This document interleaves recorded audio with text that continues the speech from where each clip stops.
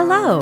In this video, we will show you how to prepare a great Café Au Lait with your NESCAFÉ Dolce Gusto Piccolo XS. Adjust the drip tray to the low position.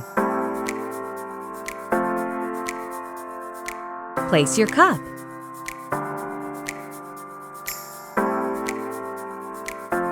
On this capsule, 6 bars means that preparation time is about 30 seconds.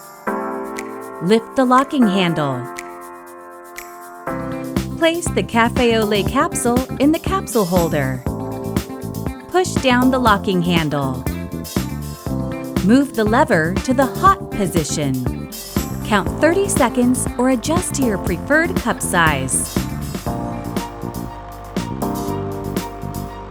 Move the lever back to the stop position. Once the coffee flow has stopped, the indicator light blinks red. Don't lift the locking handle until the indicator light turns green. Keep in mind the coffee level on the cup as a guide for future preparations.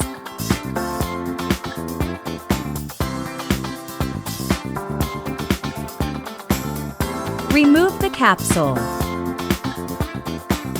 and dispose of it into a bin.